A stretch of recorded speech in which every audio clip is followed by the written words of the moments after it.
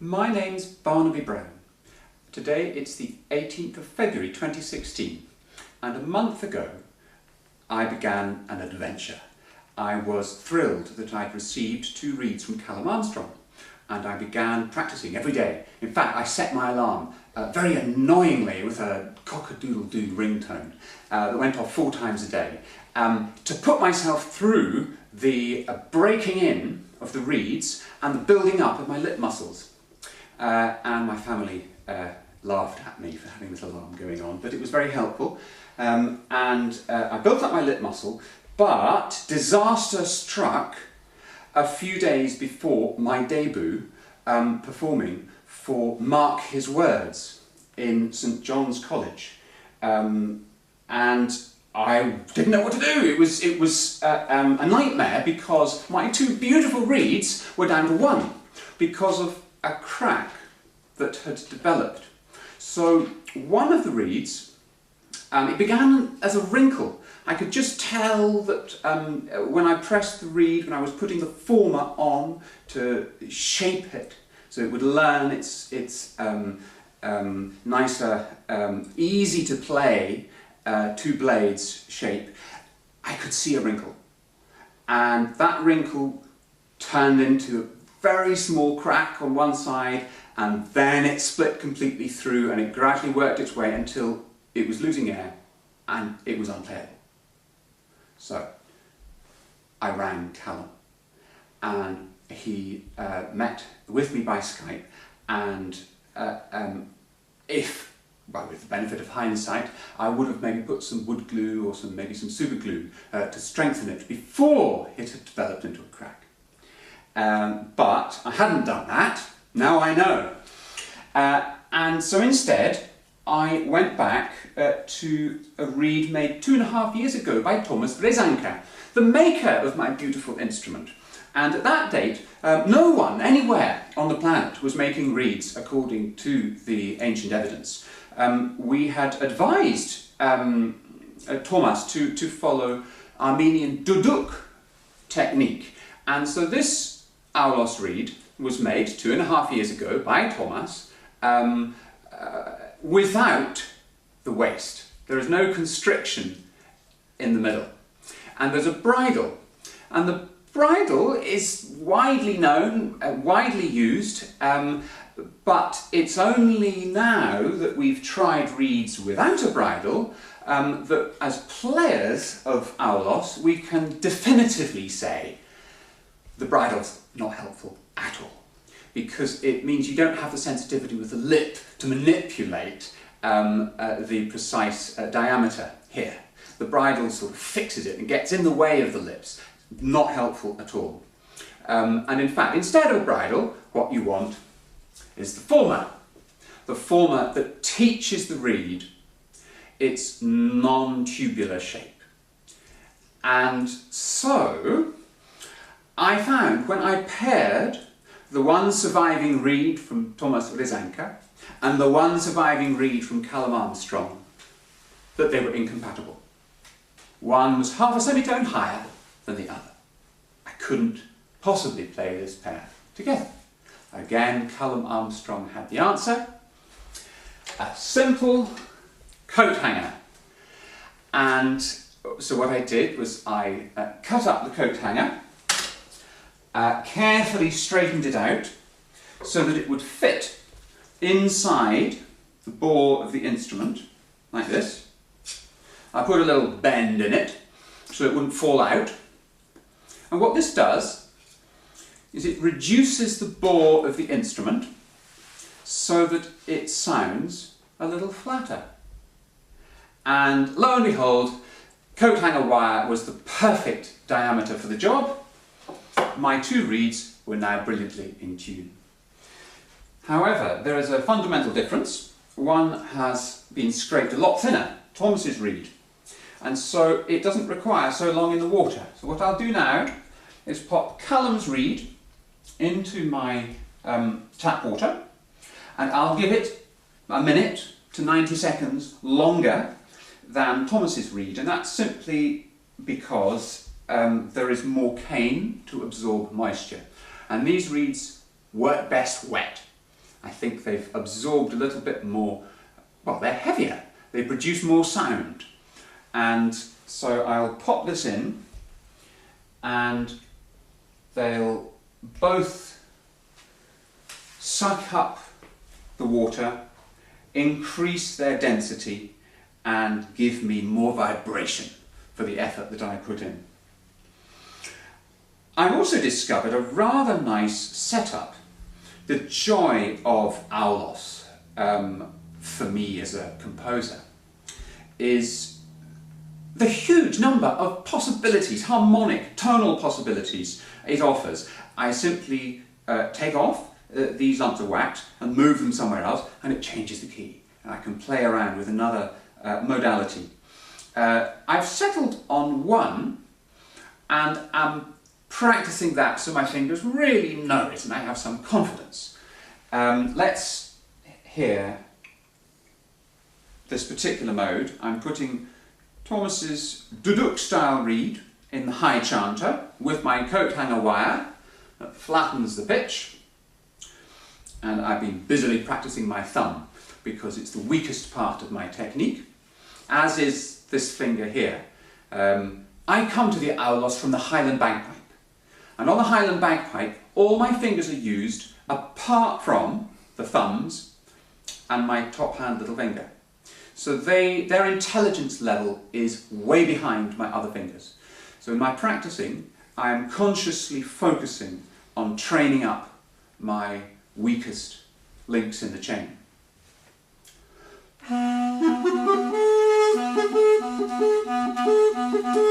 So the sorts of exercise I might do.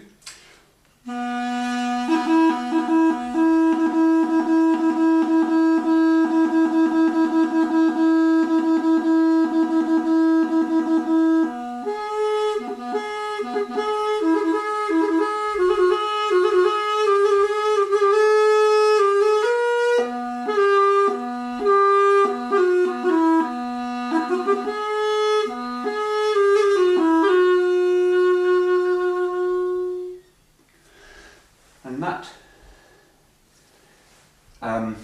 is sounding all right. It could be a little bit louder. I'll give it another dip in the water and that will bring it to life. Now for Callum's reed. And because Callum he's left more cane on the reed, it takes longer to come to life and it stays longer as a lively musical reed. So there's more, I get more value out of it. Okay, maybe it takes longer to break in. The breaking in process is different. Instead of having a fixed wire bridle with no flexibility, I can put on the former and every day maybe it goes on a fraction of a millimetre further. So I've got more flexibility and with my lip I can go right in or relax. So I can adjust the pitch and the dynamic quality of Callum's reed more than I can with this bridle in the way.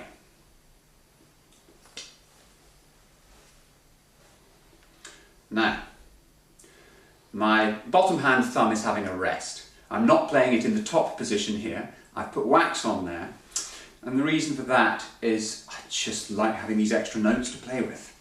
Let's hear the possibilities.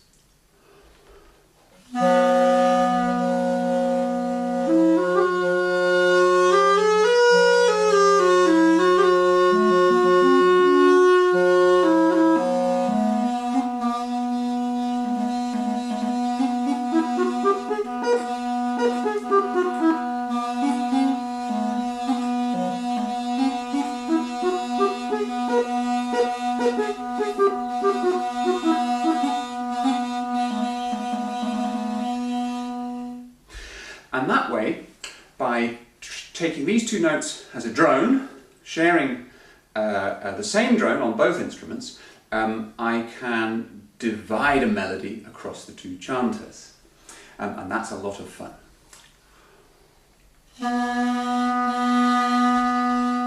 Now, I'm not totally happy because I'm having to push Thomas's reed into my mouth and pull Callum's reed out of my mouth in order to get them into tune. In other words, I'm not sitting in the middle of my zone of flexibility, because I can adjust each reed. I can push my low chanter in to sharpen it, or pull it out to flatten it. And I can do the same with my top chanter, and that way every single pair of notes I can get bang in tune, thanks to that flexibility. But if I start off with one jammed right in and the other pulled right out, then I can only sharpen one and flatten the other, which is it's a recipe for disaster, recipe for playing out of tune. So I want to flatten Thomas's. I'm going to dip it in water and pull it out a little bit. And I'm going to sharpen Callum's, so I'll give it a little bit of a squeeze and push it in a bit. And hopefully that will mean that I'm in the comfort zone.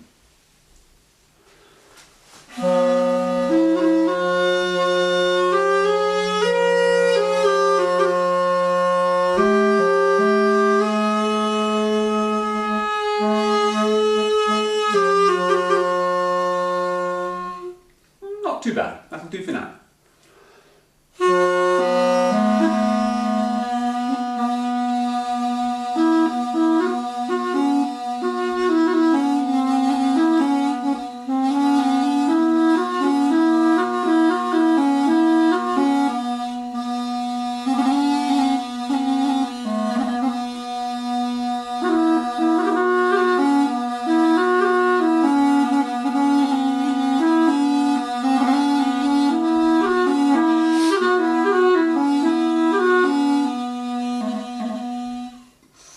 So I'm still very much learning that little tune and playing around, dividing it across the two hands. And what I'm doing there is incorporating a few grace notes which come from Highland bagpipe tradition. So that's a throw.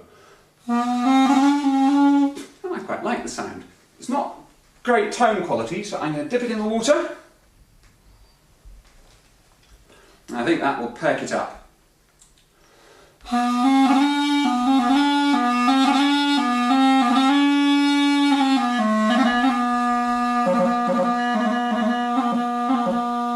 That's an Irish one. You might go.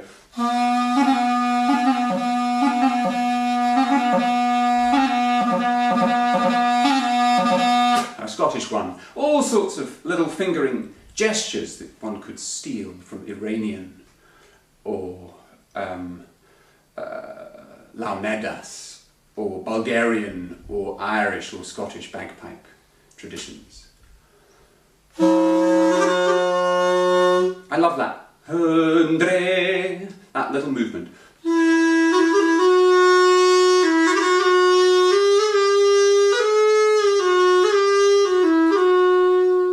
And I like giving a little articulation to the note, a little grace note.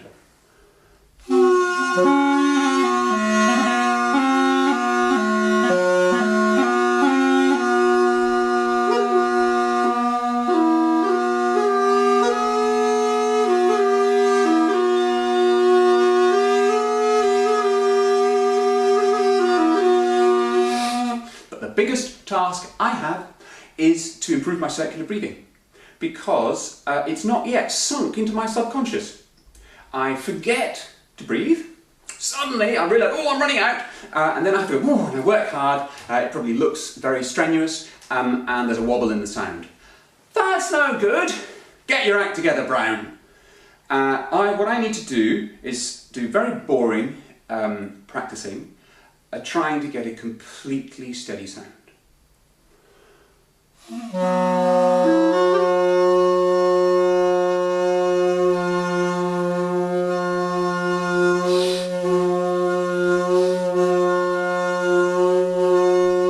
Every time I breathe in, this chanter disappears. That's not good enough. So I'm going to wet it.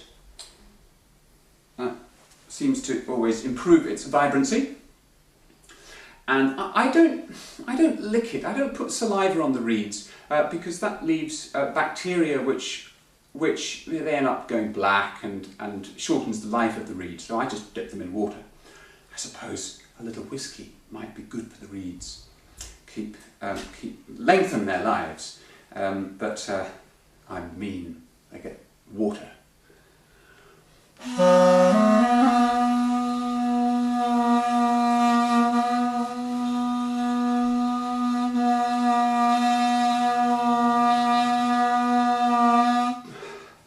Hours of practicing ahead of me. It's not ideal having two reeds that are different thicknesses, because I'm having to squeeze this one harder, which is uneven. Callum, bless him, is making me another pair of reeds, and I look forward to having backups, because it's no good having only one pair of reeds. Accidents happen, and it's interesting that both Callum's pair and Thomas's pair of reeds, in each case, one of the pair developed a fatal crack. They were fine at the beginning. I received them. I got several weeks of practicing out of them, regular practice, but a slight imperfection or a slight weakness down one of the fibres turned into something that basically destroyed the reed. In Thomas's case, you can perhaps see here the crack developed down one side. It collapsed, and it in fact developed on both sides. A slight asymmetry, maybe. Something in possibly just the organic nature of the cane itself. And it's nothing new that not all reeds survive. This was commented upon in the 2nd century BC, that not very many work out well. Now, in the case of Callum's reed, the crack developed a little bit further over. And initially it was just a wrinkle, and I'm kicking myself for not having repaired it immediately. I could probably have salvaged the reed, or at least lengthened its life by applying something, but we're still learning. We don't know. I wonder what they would have used in the ancient world to rescue a reed that had the potential of a fatal crack developing. So, lots to learn. But certainly, if I could master my circular breathing so that really it produced that magical steady sound, and I didn't have to think about it. What I find happens at the moment is my mind goes on to the technique, and I'm thinking about these grace notes. I want to get that grace note clearer. Oh help, I've forgotten to breathe! And suddenly all these wobbles come into the playing. That's no good. So I've got 2 tasks ahead of me for the next period.